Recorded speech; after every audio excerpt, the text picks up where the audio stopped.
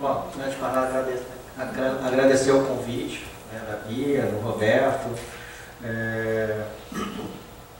Bom, debruçar sobre esse tema, né, como uma especialista com uma Bia meio complicada, né, tem uma pesquisa, uma tese, e a questão que a Bia falou, acho que é bem paradigmática, né, a gente tem essa imagem, né, do censor, né, que a censura é uma coisa esdrúxula, né, enquanto isso está entranhado na sociedade brasileira, quanto desde, né, a gente pega até os textos do Hernani Hefner, vai mostrar uma pessoa como deixa, né, a República Velha, sempre tem, né, tentando se institucionalizar a questão, mais especificamente na relação da censura cinematográfica. Então isso já vem de longa data, né. No primeiro momento, né, você tinha as censuras, eram estaduais durante a República Velha, depois com Vargas, que se federaliza, que inclusive isso foi uma exigência por parte, a gente vai ver nos anos 20, toda uma campanha dos produtores, né, brasileiros, né, de cinema, a se federalizar a censura, porque isso cria um problema comercial, econômico, né, porque às vezes você lançava um filme era liberado no Rio de Janeiro, mas era proibido no estado de São Paulo. Então, como é que você vai viabilizar o comércio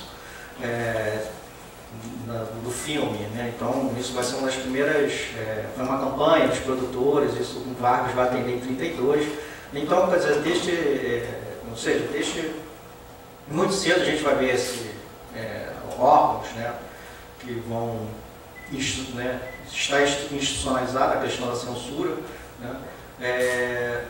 E aquilo que a Bia comentou, na verdade você tem durante o último regime militar, né, quer dizer, essa é uma estrutura que já vem desde, né, quando Getúlio cai em 45, né, depois da guerra, se não me engano, acho que ainda, né, quer dizer, dentro dessa divisão, né, chamada divisão de censura, né, de diversões públicas, né, dentro do Ministério da Justiça, né, quer dizer, isso já começa ali naquele período, ali, ainda nos anos 40, né, e o que a gente vai ver no caso do Pra Frente Brasil, que vai ser esse caso paradigmático. Primeiro tem uma questão, né, o filme de ninguém nada menos do Roberto Farias, né, quer dizer, seu primeiro longa, depois que ele sai, né, da direção da Embrafilme.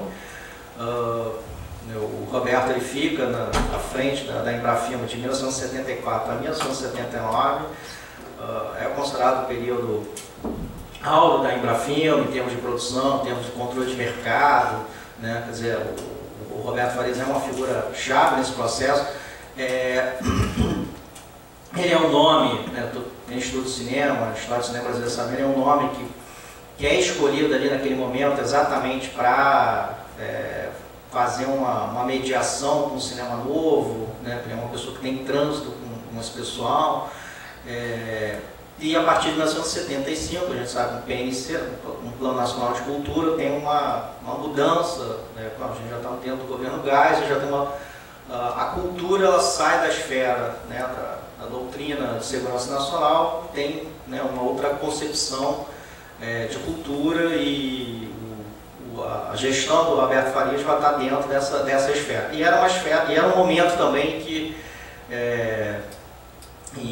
que o Jarbas Passarinho era ministro da Educação, o Reis Veloso era ministro do Planejamento, então era também um momento em que sobrava dinheiro, período de vacas gordas da Embrafilme. Então, assim, foi um grande momento de expansão em termos de produção, se reestrutura, né? A Embrafilme, só para lembrar, a Embrafilme, na verdade, ela é uma distribuidora, ela é criada em 1969, sua função é distribuir filmes, quer dizer, não tem nada a ver com produção. Depois ela começa a entrar com esses aspectos de coprodução e de financiamento, ou seja, ela reverter, dar uma parte do borderô antes, né, do filme, né, e tudo mais, quer dizer, ela não é essa empresa toda, né, que a gente tem na mente. Na verdade, em 1975 que é reestruturado, né, o âmbito cinematográfico, né, quanto ao INC, o Instituto Nacional de Cinema, que era, na verdade, o órgão responsável, ele é extinto, né, então, na verdade, a Embrafilme ela acaba assumindo alguns poderes, que era do INC, e, na verdade, cria-se o CONCIN, que é o Conselho Nacional de Cinema, que é, na verdade, o órgão deliberativo, né, ou seja, muda, se reestrutura o aspecto legal, né, do cinema. E quando o Roberto ele sai, né, em 79, ou seja, exatamente essa transição de poder para o governo Figueiredo, né, quem vai assumir a Embrafilme, né, vai ser um diplomata, né, o Celso Amorim. Depois vai ser, né, ministro do Itamaraty, depois ministro da Defesa, que é depois uma grande ironia, né, quando ele foi indicado para assumir a pasta da Defesa, exatamente ele, né, depois para frente do Brasil que desagradou a ala dos militares, ele vira o ministro da Defesa, 30 anos depois, né, quer dizer, ele que vai depois ser o chefe dos milicos. Que o Celso Amorim, para quem não sabe, bom, a gente talvez conheça mais o filho do que o pai, né, que é cineasta, o Vicente Amorim, mas o Celso Amorim é um cara que trabalhou com cinema, né, ele foi trabalhou na produção do Circuito de Favela, né, antes dele fazer o concurso para ingressar no Instituto Rio Branco, né, antes dele entrar na carreira diplomática, ele trabalhava na área de cinema. Então, assim, ele era uma figura, né, que transitava com o pessoal do cinema novo e era quase uma sucessão, digamos assim, uma figura-chave, né, que vai seguir um pouco esse diálogo com essa ala, né, principalmente o pessoal do cinema novo, seguindo o Roberto Faria. Tá? Mas só que já é um momento diferente, né? Quer dizer, a gestão do Celso Amorim é uma gestão mais complicada, principalmente por questões de dinheiro, né? Quer dizer, ali a gente já está, a partir de 1980, a gente já começa a ter um processo, né, da hiperinflação, né? É um momento em que, ou seja, além dessa questão que vai corroendo, né, as finanças da Embrafilme, é um momento também que a Embrafilme os seus próprios recursos estão se perdendo, no sentido de que uma das principais fontes de recursos da Embrafilme era o tal do bilhete padronizado, né? E vai ter, a partir de 1980, vai ter uma briga judicial, né, assim, uma sucessão de mandatos de segurança, né, várias questões vindo de grandes grupos de exibidores, né, que vai, né, ter problemas com a questão do bilhete padronizado. Bom, a gente sabe que está em jogo também a questão da lei do curta, né, quem é de cinema sabe disso, né, que a lei do curta que obrigava, né, na verdade obriga, porque essa lei existe até hoje, mas ninguém cumpre, né, que tem que ter um curta nacional antes da exibição de um longa, né, qualquer longa, ou seja, na sua expressão de mercado brasileiro, como o nosso mercado foi montado para atender o produto estrangeiro, né, um longa estrangeiro. A grande questão da lei do curta, que é isso que começou a criar problema, né, principalmente com as majors, porque você vai abrir a caixa preta, né, quer dizer, conforme a lei do curta, né, na hora de você distribuir o borderô, você vai saber quanto, né, entrou, né, na boca do caixa do exibidor, né? Então, óbvio, a gente sabe muito bem que as empresas declaram para o imposto de renda, né, muito bem o que elas recebem, né? Então, assim, essa que vai ser o grande embate, né, com as majors, e assim, o bilhete padronizado, principalmente com a lei do curta, é um momento que a Embrafilme vai estar sob ataque, né? Já não bastasse isso, né, quer dizer, o Celso Amorim está ali na corda bamba, estoura o caso do Pra Frente Brasil, né, que vai exatamente fazer a cabeça dele rolar, né. No Pra Frente Brasil, ele recebe a Bia já comentou aqui bastante, né, quer dizer, na verdade é um filme que foi exibido em Gramado. Os filmes para ir em festivais passavam, então, obviamente, também pela censura, né, recebiam um certificado especial para ser exibido naquele momento específico, para aquele evento específico. Foi como aconteceu Pra Frente Brasil, quer dizer, o filme foi liberado, o filme passou em Gramado, ganhou o prêmio em Gramado, se não me engano. E o filme, a grande questão é isso, o filme já tinha passado pela censura, já tinha sido liberado pela censura, já estava programada a estreia, né, se não me engano, em abril de 82. Ou seja, ela já estava, né, já estava tudo certo, né, quando acontece, né, a proibição por parte da famosa Dona Solange, né, quer dizer, que diz que o filme, né, e ela usa justo, né, né, uma das legislações que são as mais violentas, que era o atentado contra a ordem vigente, ou seja, e assim, proibindo integralmente um filme. Tá? O filme iria ser enviado para Cannes, na verdade chegou até a ser enviado a Cannes, está fazendo a pesquisa, mas só que aí a Embrafilme decide retirar o filme, né? Já estava programado, chega a retirar o filme, acho que tentando um pouco salvar o Celso Amorim, só que aí era exatamente ali em abril de 82 que o Celso Amorim é forçado a pedir demissão da direção-geral da Embrafilme, que é o que realmente acaba acontecendo. E aí fica todo esse imbróglio, né, que vai durar todo o ano de 82. Né?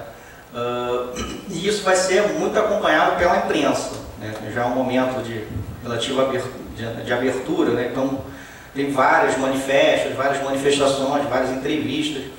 E aí há uma questão, se fala muito do Pra Frente Brasil, né,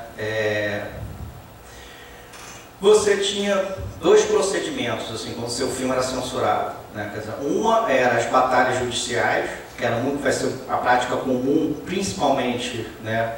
Aí já não é nem mais pornô chanchada, naquele período já eram os filmes de sexo explícito. Você entrava com mandato de segurança, você botava o filme, né, em cartaz, às vezes só ficava dias em cartaz, né, porque aí depois vinha um outro mandato e retirava o filme. Só que como essas produções eram tão baratas, que só o pouco, e se chamava muito público, só o pouco tempo que esse filme ficou em cartaz já se pagava. Né? Então assim, para o pessoal que produzia filme de sexo explícito, essa jogada jurídica valia a pena. Não era o que o Roberto queria, obviamente. Até porque seria um mega lançamento, sei lá, eram 43 cópias. Né?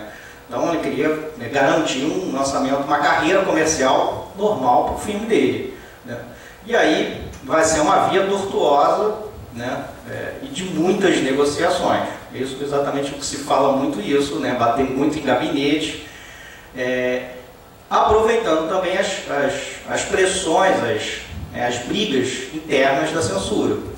A Bia já desenhou muito bem aqui, né, quer dizer, a partir do momento que a Solange assume, né, se não me engano, em novembro de 81, ela que assume, né, a direção-geral da censura, porque o primeiro chefe da censura do governo Figueiredo foi Rogério Nunes, mas e o José, não, o Geraldo, José Vieira Madeira, que era considerado uma pessoa que tinha um trânsito. Né? Ele era namorado da Ruth Escobar, por isso que tudo da Ruth Escobar passava.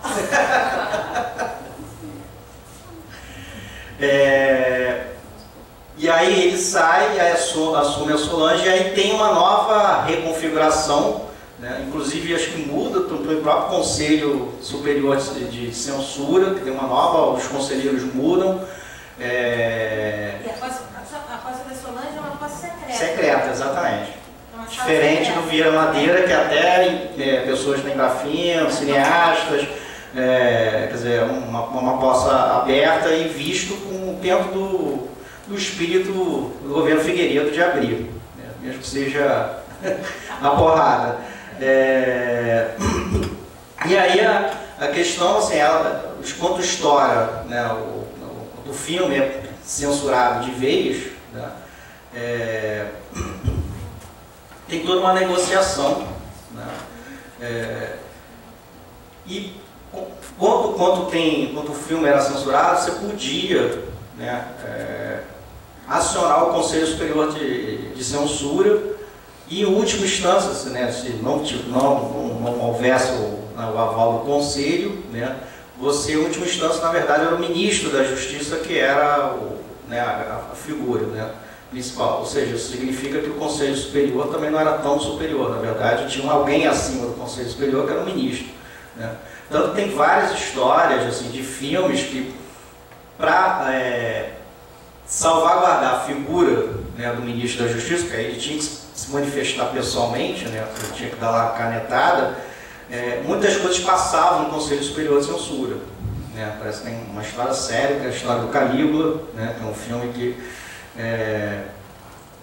um filme que estoura na imprensa, o filme estava sendo, né, revisto, né, em termos, né, pela censura se ia ser liberado ou não, só que aí rola na imprensa de que as famosas sessões privês que aconteciam em Brasília, né, que o filho do ministro da Justiça, que era menor de idade, tinha visto o filme com colegas de escola. Então, né, para salvaguardar o ministro da Justiça, né, quer dizer, o Calígula passa no Conselho Superior, né, para que ele não tivesse que se manifestar publicamente sobre o filme. Então, assim, tem toda uma jogada, né, e aí entra algo que a gente entra no mundo do folclore, que é exatamente essa questão das sessões privês e das pessoas que se manifestavam sem ter visto o filme, né, o Pra Frente Brasil vai ser sério, tem alguns militares que não viram o filme e simplesmente, né, vão entrar nessa cruzada contra o filme, que não era o momento, que o filme denegria as Forças Armadas, aquela questão toda. E aí vira uma novela, né, que a Cabia falou, porque os pareceres, né, que eram favoráveis são retirados do processo, né, o Roberto sabe disso, ele aciona o conselho, a dona Solange ela recebe um processo administrativo por conta disso, né, tem que se justificar frente aos seus superiores, né, coisas assim, tem todo um processo. E o que tradicionalmente se fala é essa negociação, né, ou seja, no final o filme acabou sendo liberado, sem cortes, tá? Com duas questões chaves, né? Duas prerrogativas. Uma, segurar o filme, passar as eleições para governador, né, em 82, passar o período da Copa, né, quer dizer, eram duas questões que estavam ali muito, por isso que era um filme quente naquele momento, né? Era a Copa do Mundo e as eleições para governador, que eram as primeiras, exatamente, eram as primeiras eleições diretas para governador, né, depois, né, desde os anos 60. Então, esperar esfriar o momento das eleições e o momento da Copa para poder passar o filme e a cartela inicial. Né? Quer dizer, na verdade, duas questões. Uma está na cartela inicial e no final do filme. É fazer questão de dizer que aquele é um filme de ficção, quer dizer, não é um filme baseado em fatos reais, né? E a cartela inicial, né, que assim, a questão da violência política e que isso é uma página virada na nossa história.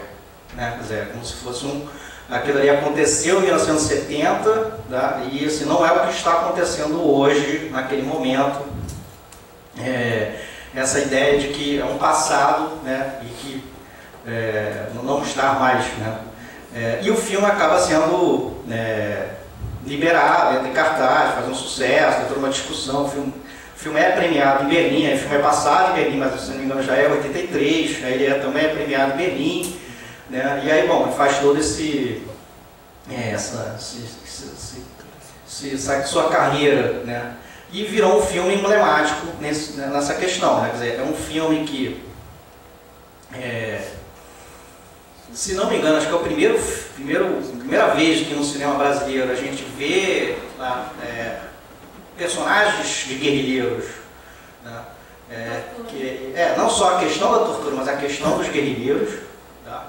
A questão da tortura, aí tudo bem, da tortura política, tá? Porque assim, a questão da tortura a gente já tem antes com os filmes policiais, o Rafael deve ter dito isso bem claro, né? Quer dizer, os filmes que a gente vai ver, os filmes do Jesse Valadão, né? Quer dizer, os filmes que vão abordar a questão do Esquadrão da Morte, né? Escuderia Lecoq, né? Todos os filmes que a gente já começa, a gente já vê isso no final dos anos 70. Sim, que é o primeiro, ali nos anos 60. Né? Tudo bem que se fala da ditadura lá de Getúlio, mas é o primeiro filme de fato a abordar a questão da tortura. Mas especificamente ali do regime militar, pós-64, vai ser o Pra Frente Brasil. Né? E a figura dos guerrilheiros. Né? Acho que assim, é a primeira vez que aparece... Claro que eles não são os protagonistas do filme, mas assim, eles têm um peso muito grande na narrativa. Né? E aí entra uma questão, né, e já indo mais para o filme, propriamente dito, uma que naquele momento já se fez muito essa comparação, que o Roberto, pelo menos naquele momento, não sei hoje, que o Roberto Faria meio rejeita, uma relação com o cinema comercial de viés político, né, quer dizer, é difícil classificar né, o filme do Roberto, muito associado, por exemplo, à figura do Costa Gabas, tá? Que também é um caso, né, são casos também da censura brasileira, né? Tem 3 filmes que tiveram problema com a censura, né, que depois acabaram sendo liberados, do Costa Gabas, né, que é o Z, o Estado de Sítio e o Missing, né, o Desaparecido. Então, assim, por isso que imediatamente ali em 82, 83, né, se fez essa comparação, porque essa discussão estava quente, né, porque aí só acabei esquecendo. Em 79 e 80, quer dizer, antes da posse da Solange, né, tem um momento em que vários filmes que tinham sido proibidos, né, sobretudo filmes, na sua maioria filmes estrangeiros que tinham sido proibidos, eles são liberados, né? Porque quando pelo menos do ponto de vista cinematográfico, um momento, né, duro, né, em termos da censura, que é em 73, quando o general Bandeira assume, né, a Polícia Federal, tem um pacotaço ali em 73, né, em que inclusive chegam a retirar filmes que já estavam em cartaz, né, filmes que, ou seja, já tinham passado pelo trâmite da censura, já tinham recebido certificado, já tinham, né, tem um pacotaço, esses filmes são retirados. Esse pacotaço só vai ser liberado lá em 79 a 80, né, tanto que o pessoal mais das antigas vai lembrar de filmes dos anos 70, mas que eles só vão ver no começo dos anos 80, né? Como Laranja Mecânica, né, O Porteiro da Noite, Saló, né? E o famoso da Manteira, o Último Tango em Paris. Eu lembro que meus pais saíram para ver, depois a gente chegou e falei, nossa, mas era por isso que eu não queria ver, porque era uma coisa tão, né, angelical. Todos, quer dizer, tem vários filmes que os brasileiros comuns, né, que as pessoas que viajavam para o exterior podiam ver os filmes, mas aqui no Brasil os filmes não entravam em cartaz. Esses filmes só vão entrar em cartaz em 79 e 80. Né? Por isso que tem pessoas que, às vezes você pergunta o pessoal das antigas, que a gente fala, não, mas esse filme é de 80. Não, esse filme é de 70 e tal, mas você só viu em 80 porque o censura só liberou no Brasil em 80. Né? Então tem esse momento de respiro, e aí depois vem a famosa Dona Solange, que vai, né, exatamente, vai fechar, né, novamente. Né? E aí numa desses filmes, voltando à questão do Costa Gabas, que o Costa Gabas também vão ser liberados ali nos anos 80, ali no começo dos anos 79 e 80. Né? Então, assim, é muito quente, né? Quer dizer, também a esperteza, né, comercial e artística do Roberto Farias de aproveitar a Copa de 82, né? Esse cinema, né, digamos assim, político com essa questão comercial, né, para fazer o Pra Frente Brasil. Né? E o Costa Gabas, pelo menos com uma parte da crítica cinematográfica latino-americana, de esquerda, ele é muito execrado. Né? Quer dizer, ele é um tipo de cinema que não é muito bem visto. Né? É um filme que não é muito... Né, aquela coisa, é um filme de esquerda, mas palatável, né, para o grande mercado. Quer dizer, são filmes que não têm uma grande pretensão estética, de renovação estética, né? E muitas vezes, até ideologicamente, acaba tendo sendo mal visto. Tá? E o Roberto Farias, né, ele imediatamente rejeita esse rótulo de ser um Costa Grava tupiniquim. Né? Mas você não acha que essa coisa... eu acho assim, lógico que o Roberto Farias ele tem uma noção clara, ele foi um homem lembra filme, ele conhece a máquina, ele sabia por onde transitar para liberar o filme, isso ponto. Mas por outro lado, a minha avaliação, e eu me lembro da entrevista com ele, acho que até assim, foi uma entrevista na casa dele e a luz foi, um apartamento, não sei se ainda é, um apartamento ali na Gávea, do lado do shopping da Gávea, e foi ficando escuro e ele não acendia a luz, então a gente foi ficando no breu. Assim, e era uma época que a gente só usava gravador e a gente foi ficando no breu e eu não via a cara dele, então é uma coisa muito... Eu sempre brinco quando alguém vai escutar uma fita assim, ó, lembre-se, eu tinha 20 e poucos anos, 30 anos, não muda. Mas assim, eu acho que tem isso, mas a impressão que me dá o tempo todo é que ele, e por isso que é um filme de uma pesquisa muito bem cuidada, se você perceber, ele tem total domínio, para os historiadores que estiverem aqui, quem leu ele tem total domínio do que aconteceu no período. Ali, nesse filme, tem todos os símbolos. Está acontecendo na Copa de 70, onde você tem o sequestro do embaixador americano. Ele fala depois dos 40 trocados pelo embaixador alemão. Ele fala no Vale do Ribeira. O Vale do Ribeira não é 70, entendeu? Ele toca em tudo. Assim, o delegado que está ali provavelmente é o Fleury, que não morre daquela maneira, mas também morre numa situação bastante suspeita. O tal do empresário, quem depois viu o cidadão Boylen, é aquilo, né? O nome dele é parecido. Não, e os nomes que surgem ali. O rapaz que morre se chama José Roberto. José Roberto é o José Roberto Spigner, que está com Daniel Arão Reis no sequestro do embaixador e morre. Essa menina provavelmente é a Silvia.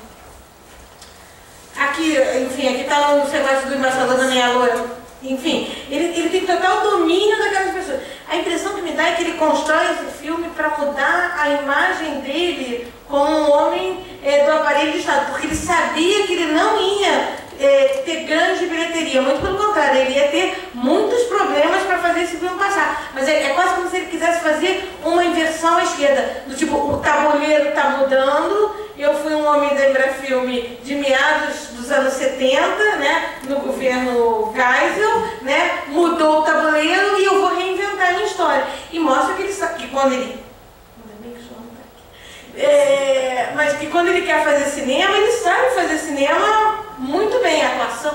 A Isabel Safala, assim, os atores estão estupendos, né? A própria Natália do Vale está muito bem, você não vê um ator...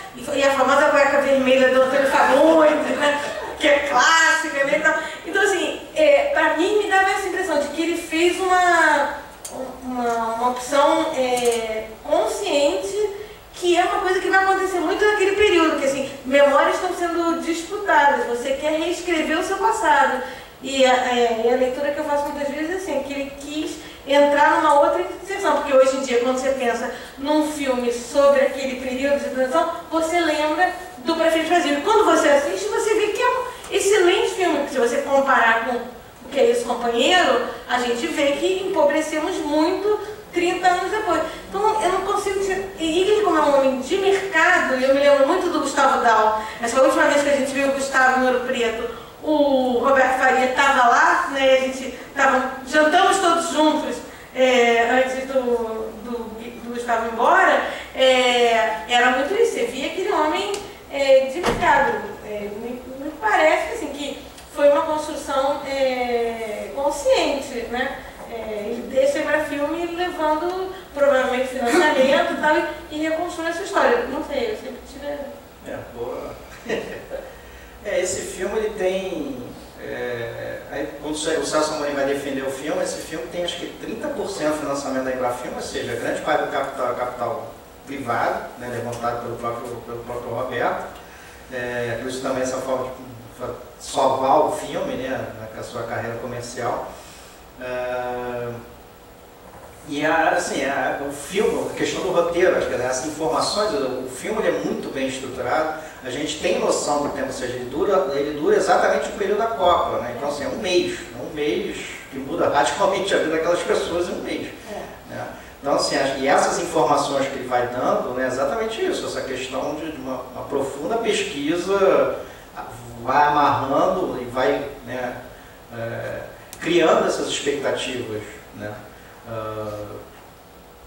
E acho que é uma questão, talvez hoje mais do que atual, aí eu jogo a bola para os historiadores, ele trabalhar com um homem comum, né? Quer dizer, o personagem principal não é nem um empresário que financia a repressão, não é nem um torturador, né? Não é nem um guerrilheiro, quer dizer, ele pega um cidadão comum, né, que é uma discussão que a nova historiografia, né, a revisão historiográfica está trabalhando com isso, né, pegando